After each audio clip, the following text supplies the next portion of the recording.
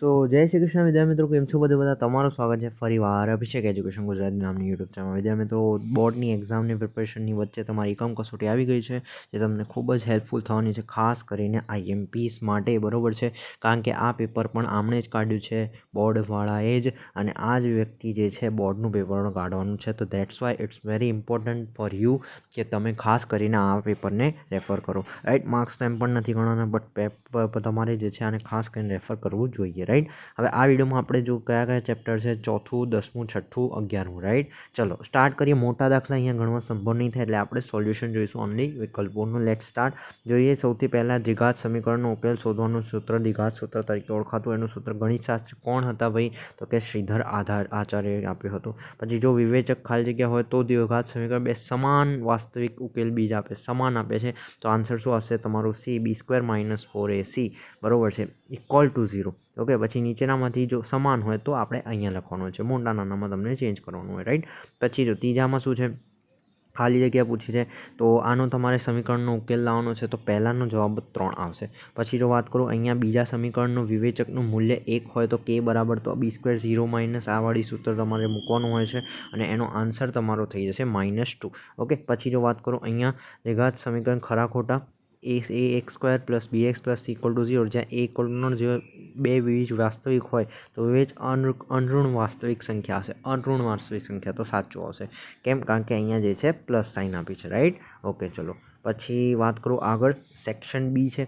Section બીમાં જો અહીંયા પણ દાખલા છે, સો વી કાન્ટ સોલ્વ ઇટ. બરોબર છે, આ બધા દાખલા છે, નાના દાખલા છે, એકદમ ઇઝી છે. જો ઉપર જેમ આપણે ગણ્યા હતા, એક સેકન્ડ, જેમ કે જો 2x² + kx + 3 બીજ સમાન હોય તો તેનું મૂલ્ય હવે સમાન કીધું છે, તો ઉપરવાળું સૂત્ર B² - 4AC = 0. બરોબર છે, તો એ હિસાબે તમે મૂકો, અને પછી B², બરોબર, એટલે B² એટલે k² - 4A એટલે આ જ 2C એટલે 3, બરોબર, = 0. એમ કરીને દાખલો ગણશો તો you can get the answers. Okay, same અહીંયા પણ 2x², 3x મૂલ્ય વાસ્તવિક બીજ હોય તો તેમને વાસ્તવિક બીજ હોય તો તે શોધો. બરોબર છે, બીજના સ્વરૂપ શોધવાના છે. તો ઇનશોર્ટ આ બધું તમારે ખાસ કરીને કરવાનું છે. અહીંયા જો દાખલા જ છે તો વી કાન્ટ સોલ્વ ઇટ. અહીંયા પણ જો મોટા, ખાસ કરીને એક વસ્તુ ધ્યાન રાખજો, આ બહુ મોસ્ટ આઈએમપી છે દાખલો. આમાંથી જે આઈએમપી છે ને એ કહી દઉં. ત્રીજો આ પણ મોસ્ટ આઈએમપી છે, ત્રીજો. બરોબર છે, આવા બધા આઈએમપી છે, તો આને બોર્ડ માટે રેફર કરજો. બરોબર છે, ચલો નેક્સ્ટ જોઈશું આપણે આગળ. બરોબર છે, આગળ જો અહીંયા પણ આ જે છે તમને આપેલું છે ડીએ સમાંતર BC, બરોબર, આપેલું હોય તો EC શોધવાનું, AC શોધવાનું છે. રાઈટ, તો આ પણ એક દાખલા છે, ADAB શોધવાનું છે. આમાં આઈએમપી ખાસ કરીને જો હું તમને કહું ને, પિક્ચરની બાજુ અનુક્રમ પિક્ચર, ઓકે ઓકે ઓકે, તો આ અહીંયા તમારો આઈએમપી છે. પછી જો હું આગળ વાત કરું, પ્રમેય વગેરે પૂછાતા હોય છે ને આમાં પણ. ઓકે, ચલો તો સમરૂપ ત્રિકોણ છે, આમાં જો પણ આ નાના સવાલ છે, જનરલી આવા દાખલા બોર્ડમાં નથી પૂછાતા, but yes you should refer. આ જો 5મો દાખલો છે, ખાસ કરીને કરી દેવાનો. ઓકે, પછી જો વાત કરું આગળ, ચલો આનું સોલ્યુશન જોઈ લઈએ. સેક્શન એ છે, બરોબર છે, ત્રીજો પ્રશ્નપત્ર છે, બરોબર છે, પ્રશ્ન નંબર 3 છે. Late start. જે છે ખાલી જગ્યા વર્તુળ અને સ્પર્શકના સામાન્ય બિંદુને ખાલી જગ્યા કહે છે. સામાન્ય બિંદુ હોય તો આપણે એને સ્પર્શ બિંદુ તરીકે ઓળખીએ છીએ. બરોબર છે, પછી વર્તુળના બહારના ભાગમાં આવેલ કોઈ બિંદુ દોરેલા સ્પર્શકની લંબાઈ 24 સેન્ટીમીટર, બિંદુથી તેનું કેન્દ્રથી એનું અંતર 25 સેન્ટીમીટર, તો વર્તુળનો વ્યાસ કેટલો? તો એનો કેટલો વ્યાસ થશે? તો કે 14 વ્યાસ થશે. બરોબર છે, પછી જો હું આગળ વાત કરું તો સ્પર્શક વર્તુળને ખાલી જગ્યા બિંદુમાં છેદે છે, તો એક બિંદુમાં છેદતું હોય છે. આ છે, બરોબર છે, સ્પર્શક તમારું આ. ઓકે, જે એક બિંદુમાં છેદતું હોય છે. બરોબર, અને વ્યાસ કયો કહેવાય? વ્યાસ તો કંઈ પણ થાય, આ પણ વ્યાસ કહી શકાય, આ પણ વ્યાસ કહી શકાય. ઓકે, પણ બિંદુમાંથી છેદતું એટલે જો ઉપર તમે ખાસ કરીને તો બિંદુમાંથી તો લાઈક સ્પર્શક 24 સેન્ટીમીટર છે, તથા બિંદુથી એનું બિંદુનું કેન્દ્રથી અંતર, કેન્દ્ર કયું કહેવાય? આ બિંદુ, આ એનું સેન્ટીમીટર 25 સેન્ટીમીટર છે. તો આપણે શું કરવાનું છે? તો આપણે વર્તુળનો વ્યાસ કેટલો છે? તો વર્તુળનો વ્યાસ તો કોઈ પણ હોઈ શકે, આખો વર્તુળનો વ્યાસ કહી શકાય, બરાબર, આ 25 સેન્ટીમીટર, તો એ હિસાબે એનો જવાબ આવતો હોય છે. રાઈટ, ઓકે, ચલો પછી જો હું વાત કરું આગળ, સ્પર્શક વર્તુળને. ઓકે, પછી જો હું નેક્સ્ટ વાત કરું તો એક વર્તુળની બે ત્રિજ્યાઓ વચ્ચેના ખૂણાનું માપ 48 છે. બે ત્રિજ્યાઓના બિંદુઓ વચ્ચે દોરેલા સ્પર્શકના વચ્ચેના ખૂણાનું માપ 132 સેન્ટીમીટર થશે. પછી અહીંયા જો હું વાત કરું તો વર્તુળની ત્રિજ્યા 1 સેન્ટીમીટર જવાબ આવશે. You can check it. Okay, zoom કરી દઉં. ઓકે, ચલો ખરા ખોટામાં પહેલાં વર્તુળ સ્પર્શકના સામાન્ય બિંદુને સ્પર્શ બિંદુ કહેવાય, તો કે સાચું.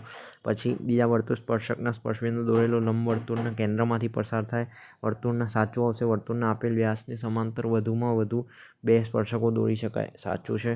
વર્તુળને પરિઘ હોય લંબચોરસ હકીકતમાં ચોરસ હોય છે, ઓકે સાચું. વર્તુળના કોઈ એક બિંદુએ એક અને ફક્ત એક જ સ્પર્શક હોય, મેં તમને કીધું ને કોઈ એક બિંદુએ એક જ સ્પર્શક થઈ શકે, બરાબર છે. દેટ કોલ્ડ કે ભાઈ હા સાચું છે.